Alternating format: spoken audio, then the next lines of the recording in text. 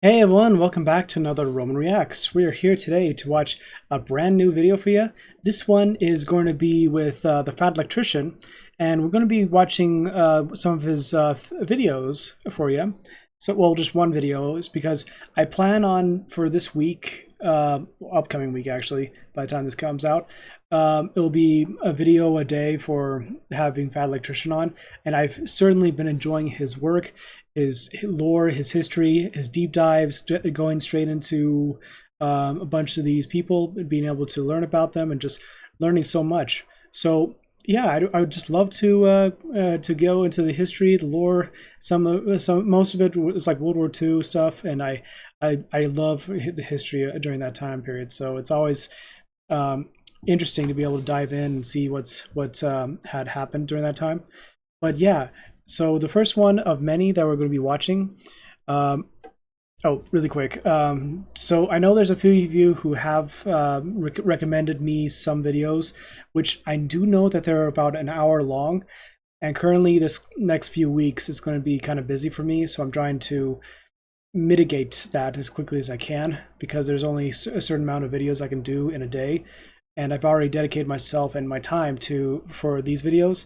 But when I get a chance, when I have the time, I will be able to get to those videos. It will just be in due time, because I do hope to eventually catch up to the video that is there.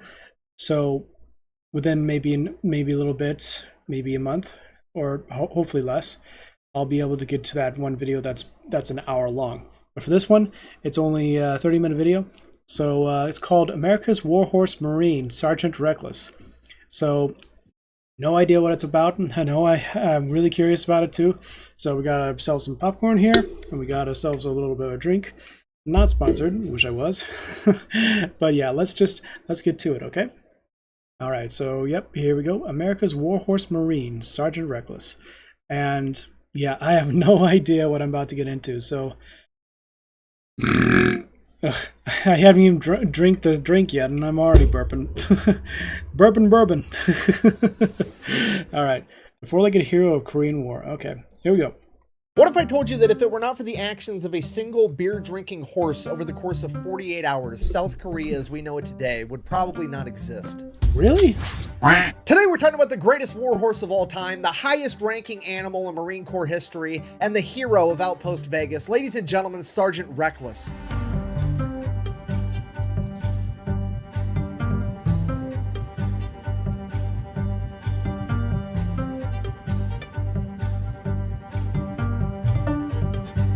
Okay. All right, before we get too far in this video, we do have a sponsor for a couple of reasons. One, I got bills, just gonna be honest with you. Two, I gotta pay the editor. And three, in the case of this particular video, back in the day, it used to be a rule that whenever Sergeant Reckless did any type of publicity, whoever did it had to make a $1,000 donation to a Marine Corps charity, and I am gonna honor that since I'm making this video about her. That being said, this video is brought to you by Raid VPN. Wait, no. Nord Shadow Legends. No. NordVPN, that's the one. Full disclosure, I tried to make a funny skit ad for this video where like me and my wife were both in bed, and instead of using a condom, I used NordVPN, and then I accidentally put a condom on my phone, but my skit failed miserably. Get out of here, Busho. Okay, it's fine. It's fine. It's fine. If I used NordVPN, my dog wouldn't have been able to find me because I'd be in Singapore, actually.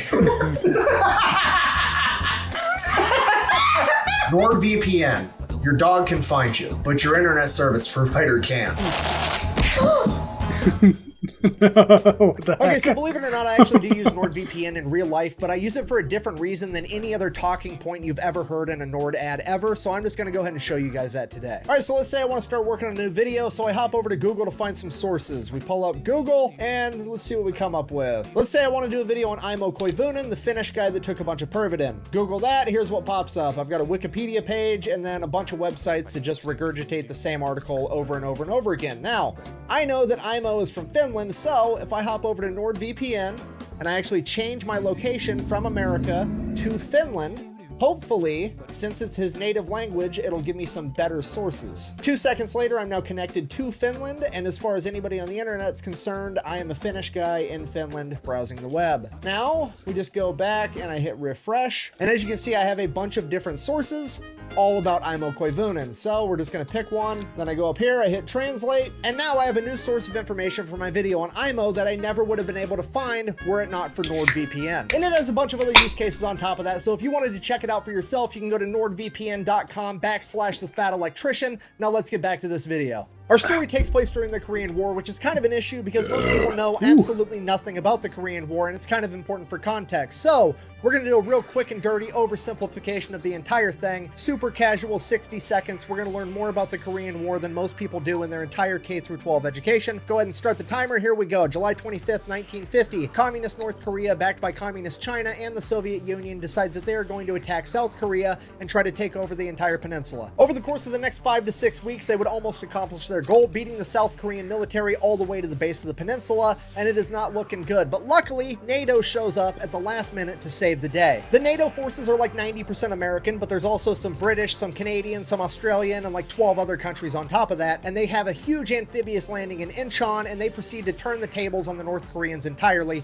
beating them all the way back into North Korea, and then they continue to advance, beating them all the way up the peninsula and almost to the border of China. So now the Chinese government's kind of shitting their pants because NATO's like 30 miles off their border, and they can't have NATO coming up in their territory with their democracy and their human rights and their food. They've got to do something about this. So China comes out of left field with their big-ass military, joins the fight, takes NATO completely by surprise, beats them all the way back down the peninsula to pretty much the original North and South Korean border, and this is where our story begins. I'm not trying to brag, but that was under 60 seconds, and I got a Lord of the Rings reference in there. I'm having a really good day. Okay, now that we're on the same page, October 1952, here's what the front line looks like. Each one of those triangles represents a hill, and on top of those hills is a bunch of NATO troops. Basically, at this point in time, NATO is now just trying to hold this line long enough to force the communists to sign a peace treaty and preserve South Korea, because, as it turns out, this long string of hills is almost the exact same border that South Korea was before, so if they can utilize these hills to hold the high ground,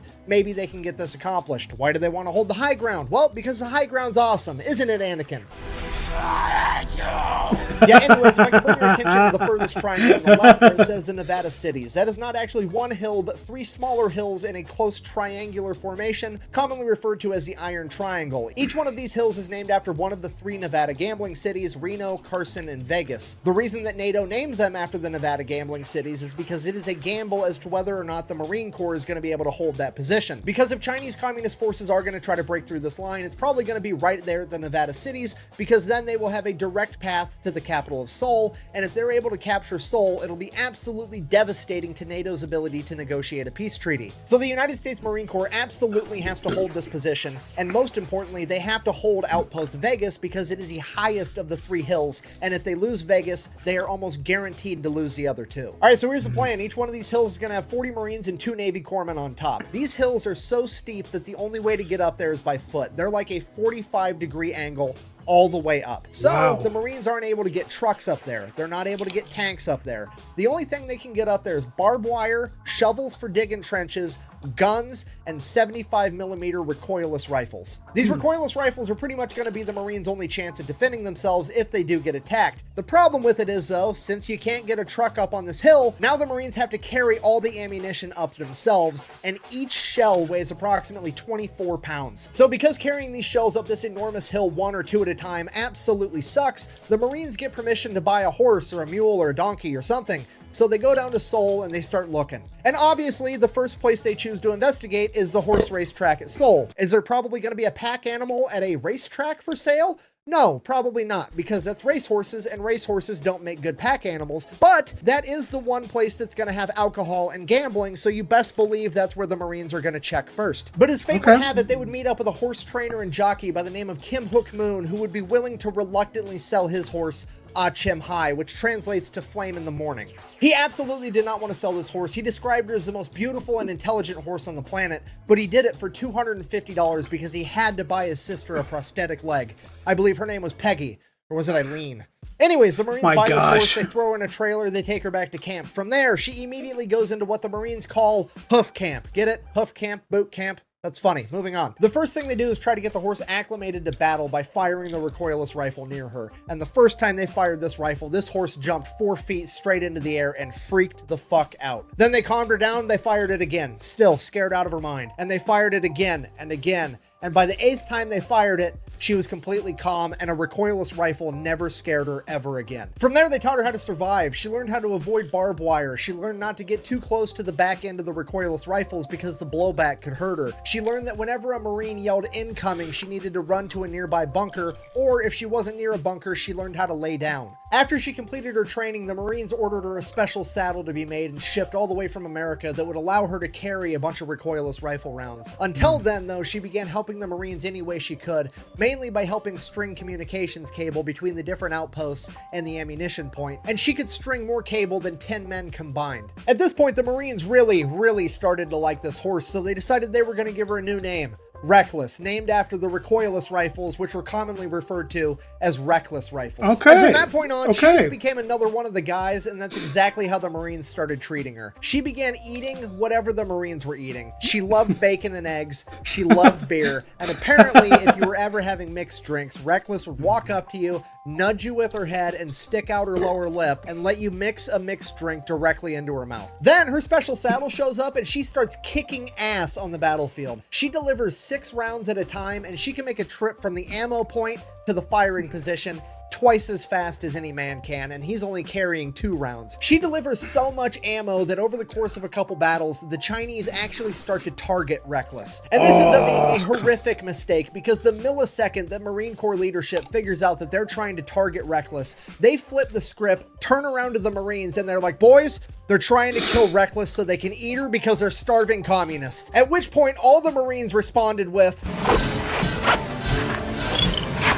Pretty much. okay, the Marines are absolutely furious. This is worse than fucking with Doc. We've got multiple Docs. We've only got one Reckless. We can't allow this to happen. And the Marines begin fighting that much harder. And they have more ammo to fight even harder with because Reckless is right there with them, bearing ammo the entire time. From this point on, they begin dominating every skirmish that they take part in. At one point, they're working adjacent to the Australian military, and the Australians are so blown away by Reckless that they come up to meet her after the skirmish, and they actually give her one of their campaign hats as a reward for being such a badass on the battlefield. Reckless and the Marines fight and hold the line for the next 5 months, and by March of 1953, peace talks between North and South Korea are well underway, and it's beginning to finally look like this war might come to a peaceful resolution. But on March 26th, Chinese forces would launch a major offensive trying to break through the line at the Nevada cities with 4,000 men. For the next 4 days, the Marine Corps and the Chinese fight over these hills. The Chinese take the hill, the Marines take it back. The Chinese take the hill, the Marines take it back. Eventually, it got to the point where nobody could hold the top of the hill, and you just had the Chinese on one slope of the hill and the Marines on the other. They said that there was so much artillery flying in both directions for the entirety of 4 days that the sound of individual explosions gave way to what seemed like a constant and consistent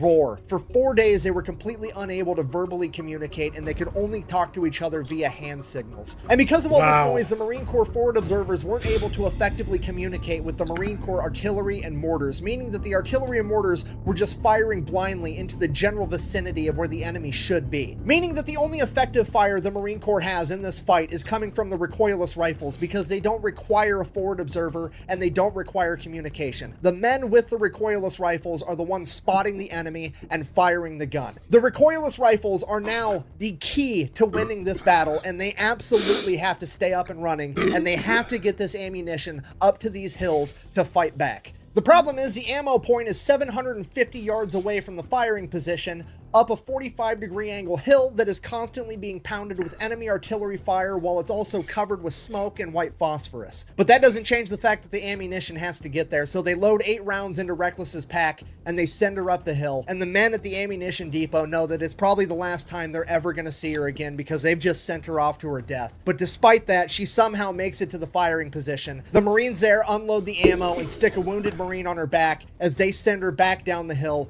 also feeling as though they're sending her to her death, and it's the last time they're ever going to see their favorite horse. But they're wrong. Over and over and over again, they're wrong, because every 20 minutes like clockwork, Reckless is back at the firing position, bringing more ammunition, and then she's back at the ammunition depot, dropping off wounded Marines. And she does this all day long, and with every trip she makes, she becomes less and less of a horse, and more the only sign of hope that these men have. Because of this little horse that's quite literally an animal of prey, whose only defensive measure to danger is to run away, can stand here and fight through all of this, then fuck, maybe they can too. Despite being struck by shrapnel twice, Reckless kept the Marines so well stocked with ammunition that they managed to melt one of the barrels of the 75mm recoilless rifles. On the first day of battle alone, she made 51 round trips to the firing line, covering over 35 miles, delivering 386 rounds of ammunition, totaling over 9,000 pounds, and that's not including all the Marines that she carried back down the hill. At the end of the first day of battle, they took Reckless, gave her all the food and water that she would eat or drink, and then they laid her down to bed. She got to sleep for 6 hours before the first enemy artillery shell impacted, and at that, she was back up and ready to do it all over again, and she repeated her performance from the day prior. At the end of the second day, nobody held Outpost Vegas at the top of the hill.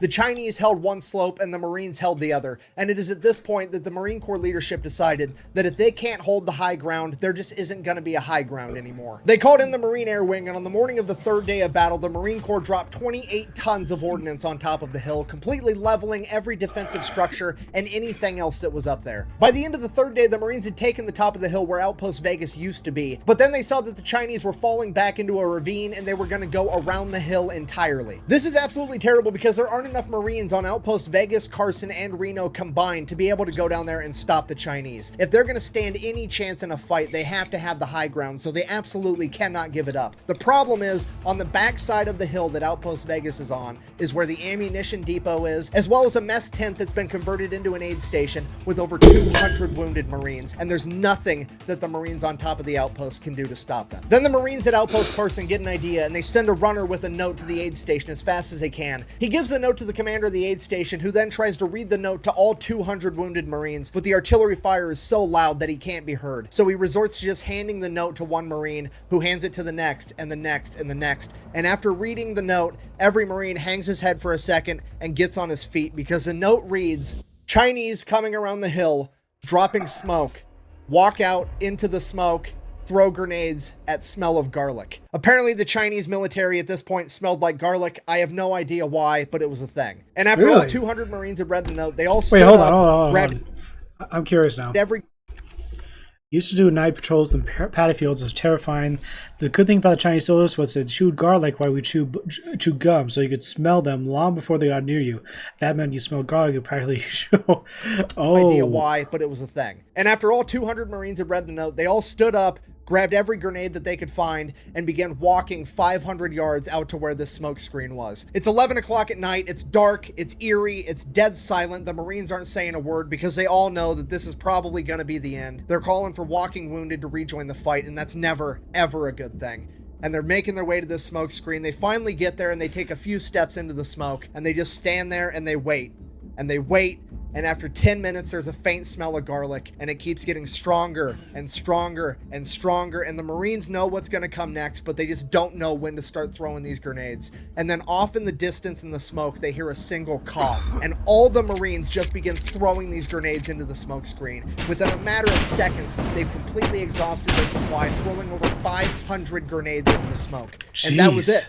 There was nothing left to do but stand there and wait for the enemy to come and get them. So that's what they did. They stood there and they waited and they waited, and the smell of garlic got a little bit fainter and a little bit fainter. And finally the Marines are like, fuck it, I'm going to bed. So they walked back to the aid station, went to bed, woke up the next morning, and holy shit, the enemy artillery had completely stopped and the battle was over. They would later find out that the Chinese suffered over 4,000 casualties trying to break through the Marine line. And after the incident at 11 o'clock at night with the smoke screen and the aid station, they simply could not afford to lose any more men and were forced to retreat. So that was it. The Marines did it. Against all odds, somehow the Marines managed to hold the line against a vastly superior force. That's crazy. Larger force, not superior force. Very important detail. Preventing the enemy from retaking Seoul, giving NATO the political leverage they needed to negotiate peace talks, and establishing and preserving the South Korea that we know today. And arguably, it's all because of a single horse that absolutely refused to give up on her fellow Marines. And because of this, Reckless is declared the hero of Outpost Vegas, and she is awarded the rank of corporal in the United States Marine Corps. Shortly after the battle, the Marines get rotated out by a brigade from the Turkish military, and the Marines finally get some much-deserved R&R. After that, the war's really starting to wind down, so the Marines are going to pack up all their shit. They're going to board a Navy LST, which is basically an amphibious landing ship. That ship's going to take them all the way to Incheon, and then from there, they're just going to kind of hang out for a while and wait for the peace treaty to get signed. But since they're boarding a Navy vessel, they have to come up with a manifest of all the supplies, how many guys they got, all the equipment, how much everything weighs,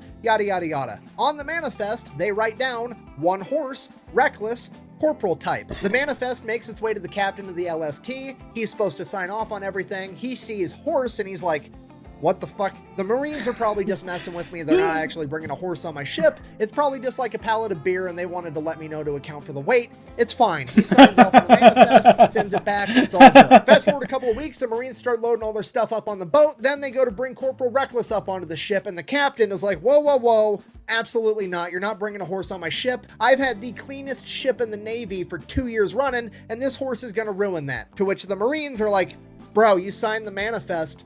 This is happening, get over it. One thing leads to another, Corporal Reckless gets on that ship. Once they get Reckless, all the equipment and all the Marines on board, the ship takes off and all the Navy members are kind of making fun of Reckless and the Marines because it's not normal for Marines to care this much about an animal and they're not treating Reckless with the respect that she deserves. So when they demand that Reckless gets fed bacon, eggs, and beer just like the Marines, the Navy absolutely refuses and they said they're only going to give her cabbage and wheat. So that's what they do. This upsets Reckless's stomach and she proceeds to shit all over this boat for the next 3 days. A couple days later, Reckless starts feeling better. They're on to Incheon. They're about to port, get off this boat. Everything's going to be great. At this point, the Marine Corps officers have a brilliant idea. They decide, hey, us and our men just went through one of the bloodiest battles in American military history. The horse has been sick this entire time. You know what would make everybody a lot happier? If instead of just parking the fucking boat and getting off like normal people, what if we did an amphibious landing, you know,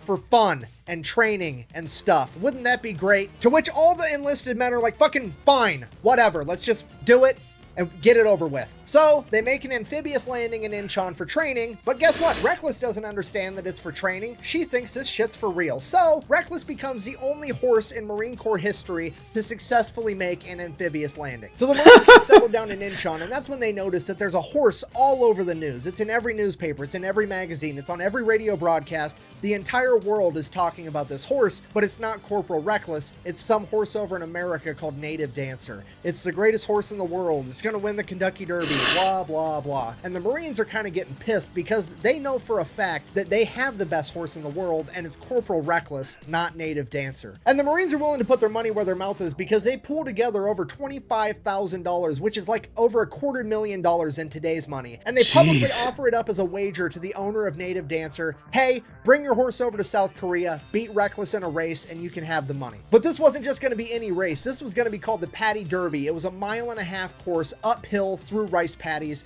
and each horse wasn't going to have a rider, and they were going to have to carry 192 pounds of ammunition. Unfortunately for everybody, Native Dancer's owner decided that they were not going to partake in this competition, so now the Marines kind of just hung out until the end of the war. Then the order comes down, hey, pack your shit, it's time to go home. The Marines are like, cool, great, grand, wonderful, how are we going to get Reckless home? At which point the leadership over at the Marine Corps is like, well, here's the thing, we don't think that the taxpayers would appreciate spending their money to transport this horse all the way back to America, so we're just gonna abandon her here. To which the entire Marine Corps is like, the fuck you are. They go into full samurai mode. They're gonna figure out how to get Corporal Reckless back. Wait, they call him what? Like, the fuck you are. They go into full samurai mode. They're gonna figure out how to get Corporal Reckless back to America through the back door. They go into full samurai mode. They're gonna Samurai, okay. Samurai, all right.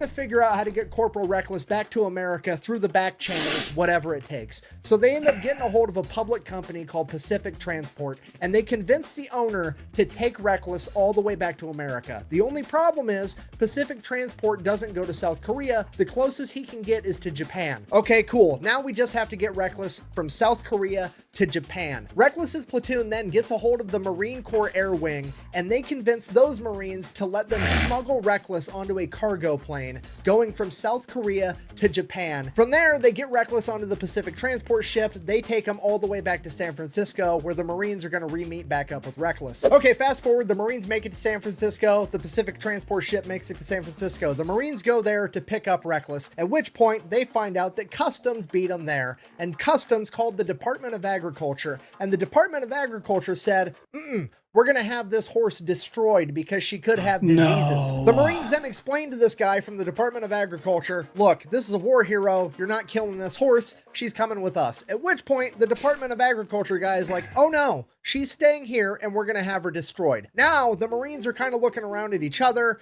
They're looking at this pencil pusher from the Department of Agriculture. And the Marines, without saying a word, have just communicated with their eyes. we're actually going to have to kill this guy and hide the body. Department of Agriculture guy is finally starting to piece together how quickly and how far this might escalate, and he finally comes to his senses, and he's like, okay, look, maybe, just maybe, I'll take a blood sample, I'll take it to the lab, and if she doesn't have any diseases, we'll release her. To which the Marines are like, that's a solid call. So the guy takes the blood sample, says it'll take me about a week to get the results. Go ahead and just leave the horse here. You guys can head out. At which the Marines said, nah, we're going to stay with the horse. And the agriculture guy is like, that's not necessary. And the Marines are like, oh, it's necessary. Yeah, it is. Because at this point, the Marines have come... It's necessary because no matter what those pencil pushers say, the people bureaucratic crap, they don't care about the fine details. Like, they'll do a sample, like... They probably like, oh, we don't care about the sample. We'll just get rid of the horse. They know. It's not necessary. And the Marines are like, oh, yeah, it is. Because at this point, the Marines have come to the conclusion that the communists were trying to kill Reckless for food, and American bureaucracy is trying to kill Reckless just for fun, and they cannot let her out of their sight ever again. So, right. Agriculture guy gets a blood sample, he leaves, the Marines hang out with the horse for a little while, and then they're like, oh, hey, there was a Marine Corps ball tonight. Reckless is a Marine. Let's go. Then they smuggled Reckless out of the ship. Then they smuggled her out of the port. Then somehow they got her all the way across San Francisco, into the building, up the freight elevator, and they made it to the Marine Corps ball. Reckless walks in, and she has just given every Marine in that room the excuse they were looking for to get absolutely hammered. Everybody's drinking beer, eating cake, including Corporal Reckless, and Reckless is also eating all the flower decorations. It's a great time. Everybody wakes up the next morning, super hungover. They all go out, they get breakfast, bacon, eggs, give some to Reckless. Now, here's the problem. They kind of have smuggled this horse out and they don't know what to do with it. They also can't let the government find out where the horse is because the government is actively trying to destroy her for no reason. Then once Reckless gets to Camp Pendleton, the American public finds out that Reckless made it home and everybody's super pumped. They want to know all about it. The news is getting involved. America's celebrating because fucking America's warhorse made it home. This is awesome. At which point the high-ranking Marine officers that were going to abandon her are like, holy shit. Wow. What a great idea. You guys smuggled her all the way here, and we're just going to take credit for it because this is going really well for us. We had no idea that the American public would be okay with us doing the right thing and bringing a war hero home. We thought the American public wanted us spending millions and billions of dollars teaching fucking pigeons how to drive missiles and strapping napalm bombs onto bats and shit. We had no idea that doing the right thing would be so popular. So then they throw a big parade, they have a big ceremony. Reckless gets promoted to E5 sergeant in the Marine Corps. They hook her up with this cool ass blanket. She gets awarded 2 Purple Hearts, 1 for each piece of shrapnel she took during the Battle of Outpost Vegas. It's a huge deal. She starts doing commercials, endorsements. The rule with that was she doesn't work for free. She's willing to do charity events for free. Anything else, if somebody wanted her to endorse a product, it had to be a product she actually liked. If it was food, it better be food she liked. If it was a drink, it better be a drink that she liked drinking. Otherwise, she wasn't going to do it. And those companies had to pay $1,000 for the privilege of working with Sergeant Reckless. That money went to a charity for the Marine Corps. And here's the thing with Reckless being a sergeant. Most animals are like, oh, they're such and such rank, they're this rank, but they're not actually that rank. It's just like a symbolic thing. With Reckless, it was not a symbolic thing. The Marines treated her like she was truly and legitimately a sergeant in the Marine Corps. Nobody that was a lower rank than her was allowed to give her orders or tell her what to do, okay? If the privates were standing around eating food and stuff and Reckless wandered up and nudged one, that was an order to share some food and that private needed to obey it. She was given her own private stable right outside the post commander's house, and there was a standing order that she was never to carry anything heavier than her blanket ever again. Sergeant Reckless even had an assistant. Every time they got a batch of new recruits, they would find out who the farm kid was, and he would be tasked with taking care of Sergeant Reckless. Now, part of taking care of Sergeant Reckless was taking her out for her daily exercise. Now, how do you exercise a horse if you can't ride a horse because there's a standing order that she can't carry anything heavier than her blanket, and even if she could, you wouldn't be allowed to ride her because she's a higher rank than you? I have no idea. Neither did the Marine Corps, so they told this private, fucking figure it out. So this kid just had to start running next to Reckless 5 miles a day, every day. And this pattern carried on. Every time a new kid came, he just started running 5 miles a day with Reckless, and it became a running joke Jesus Christ, literally a running joke that whoever was taking care of Reckless was the most in-shape Marine in the Marine Corps. After a little while, the PR started to die down, but the high-ranking officers in the Marine Corps didn't want that to happen because having the Marine Corps in the headlines all the time was really good. So they concocted a plan to stay in the headlines even longer. They were going to get some badass, thoroughbred, Kentucky Derby winning racehorse in here to have a kid with Sergeant Reckless. So that's exactly what they do. They find the thoroughbred horse they're going to breed her with. They hire this PR firm getting ready for all the news and publicity and blah, blah, blah. And then in true military fashion, the officers then proceed to not tell anybody that they fucking should. You know, like the private that's in charge of taking care of Sergeant Reckless. So from his perspective, one day he gets an order, seemingly for no fucking reason, to take Sergeant Reckless over to the normal horse stables, which never, ever happens, and stick her into an empty pen. So that's what he does. And he's like, okay, cool. I'm gonna go get lunch now or take a shit or whatever. So he leaves for a minute and one of the other Marines comes by and then sticks just your normal garden variety Marine bucking horse in the same pen as Reckless, not knowing it was Reckless because Reckless is never in those pens anyways. So fast forward a little bit, Sergeant Reckless's assistant comes back and Reckless and this bucking horse are midway through a horizontal jogging session and he's not about to get in there and stop it. Okay, now Sergeant Reckless's assistant is having a full-on panic attack because Sergeant Reckless, the pride of the Marine Corps, is currently getting taken to Pound Town on his watch, and he is definitely going to be in trouble for it. So as soon as they finish, he runs in, gets Reckless, takes her in the barn, he's brushing out her mane, he's getting the scratches off of her sides, he's trying to hide all the evidence. And then while they're in the barn taking care of that, that other bucking horse gets taken out of the pen, and this big old fancy truck pulls up with this big old fancy trailer, and this big ass Kentucky Derby winning thoroughbred racehorse gets unloaded and put in the pen that Reckless was just in. He gets done cleaning Reckless up in the barn, takes her out, and everybody's like, bro, what are you doing? Reckless is supposed to be in there with this other horse. Get him in there. So then all those guys leave to get lunch or do whatever, and Sergeant Reckless's assistant is like, okay, there's no way I'm leaving. I'm not going to have this happen again. I'm going to stay here the entire time and make sure there's no hanky-panky. There'll be no riding the baloney pony around here ever again. I got to make sure this does not happen. So he sits there and cock blocks this thoroughbred the entire time. So as far as he's concerned, mission accomplished. Nobody ever needs to know that Reckless got deflowered on his watch.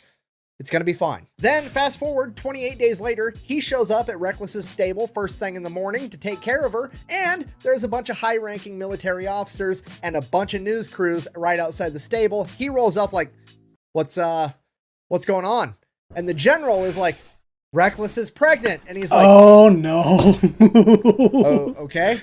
That's a good thing. And they're like, yeah, no, that's great. That's a terrific thing. At this point, the news crews have kind of put together that this is a kid in charge of taking care of Sergeant Reckless. So one of them yells out, hey, what's the name of that thoroughbred racehorse that she's having the baby with again? At which point he just responds like, what are you talking about? I don't know its name. It was just one of the random Marine bucking horses we had in the pen. Record scratch, dead silence, pure confusion. The general grabs this private, yanks him around the corner of the stable. What the fuck did you just say? So he explains to the general everything that happened, and the general is like, you idiot. Reckless was supposed to sleep with that big-ass thoroughbred racehorse. To which he's like, well, somebody should have told me that. I don't know what to tell you. So now the plan is officially ruined. The news crews leave, and the PR firm has to figure out how to piece this thing back together. And the plan they come up with is to get a big-ass sign and put it up on the hill by Camp Pendleton, and the sign simply says, it's a ...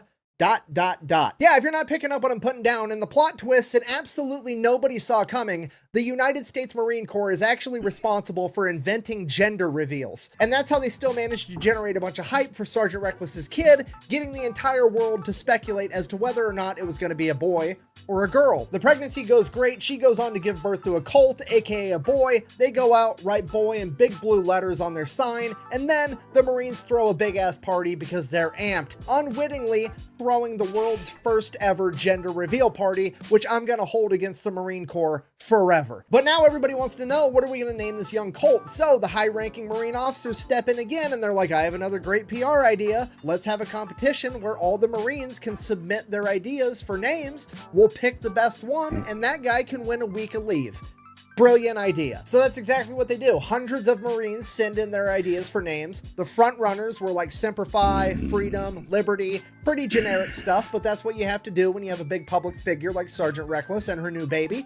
But the commanding officer in charge is just like, I don't like any of these names. I'm going to name it myself. So he just decides that he's going to pick a random private and be like, hey, you're the winner, even though you didn't pick the name, but I'm just going to say you're the winner so I don't look like an asshole. And then he named the cult Fearless, which that's a great name. I'm just getting really, really jaded with bureaucrats and high-ranking officers in this video for some reason. Sorry about that. Anyways, fast forward a couple years, 1959, Sergeant Reckless is now getting promoted to Staff Sergeant Reckless E6. There's a 1,700-man parade, a 19-gun salute. The Marines make a huge deal out of it because, well, Reckless deserves it. So that's what they do. And in the crowd that day was none other than the new Private Fearless of the United States Marine Corps, which I thought was pretty cool. Later that year, she would give birth to another boy named Dauntless, and then a couple years after that, she would give birth to yet another boy named Chesty, named after Chesty Puller, the most decorated Marine of all time, and as rumor has it, the last Marine to ever ride Reckless. From there, Sergeant Reckless would retire and spend the rest of her life living on Camp Pendleton as the highly regarded, highly respected war hero that she was before passing away in 1968. So in conclusion, this has been the story of Sergeant Reckless, the hero of Outpost Vegas, America's greatest warhorse, the four-legged Marine that fought during the Korean War, which is commonly referred to as the Forgotten War. But as is the case with most of us, it's not that we forgot it, it's that we were never taught about it in the first place. So if you made it this far in the video, I really hope that you learned something. If you want to support the channel, best way to do that is go check out thefatelectrician.com. We got merch, I got a Patreon with deleted scenes. Otherwise, until next time, Quack Bang, out. That's crazy. What are you still doing here? Leave. I have to go enjoy my not single-ply toilet paper. That I got at the store. Just for me. I'm actually generally surprised. This was such a good story. And about Sergeant Reckless, I never even knew about her. So, especially with the Korean War, it is forgotten war because everyone like tends to not think about it. And especially with how very close to how South Korea could not have been a country if it wasn't for the United States Marines and the NATO and everyone working together to try to hold back the Chinese and the North Koreans and a few Russians, I believe.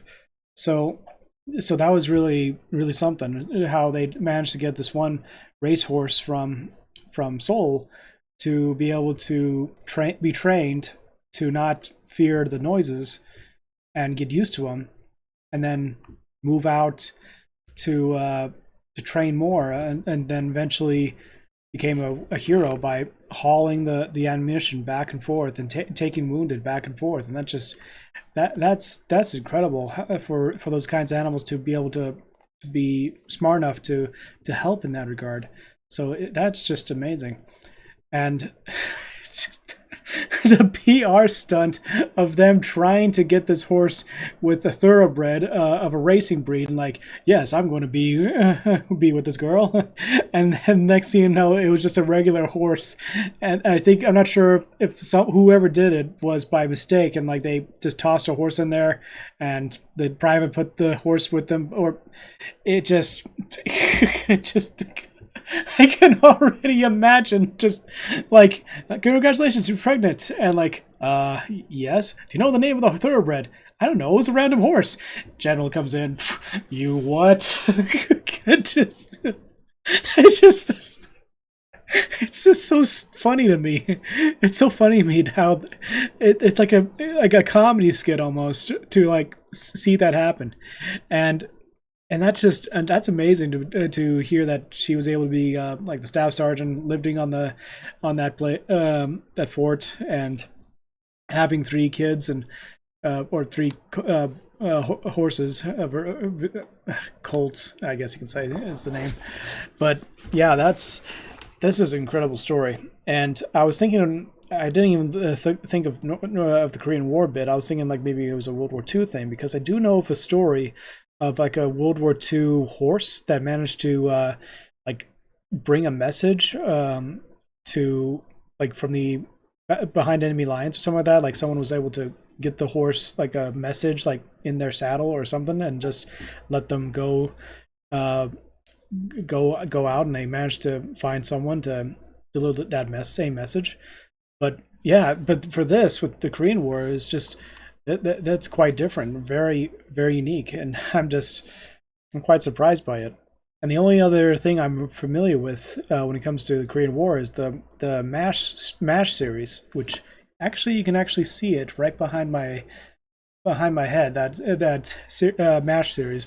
So, but yeah, this was a fun watch. That's for certain. So thank you for the Fat Electrician for making this. This was just fantastic, and I just absolutely loved it. I was just grinning from ear to ear listening to it all, and just the hilarity in some of these bits.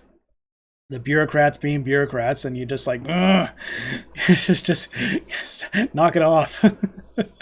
And props to the Marines to be able to stick to their guns and stay with her throughout that, and just making sure that she was going to be okay.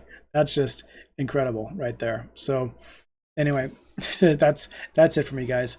I hope you did enjoy this reaction with me. I certainly had a great time. I'm going to post a link in the description down below for you guys to check out. You can check Fat Electrician up here, and you can check out maybe like a random video over here, and the subscribe button's right here. I would love to get to 10K, which is a big fun goal of mine. And just let's hope continue to grow this channel. So thank you so much for being here. I hope you all have a wonderful day, and let's just hope that I'll keep on growing and keep on having good reactions and having good time with everyone. So thank you. Thank you all for being here with me. So as always, thanks for watching, and Romans, salute. If you like Romans content and wish to see more, like and subscribe to continue to support the channel.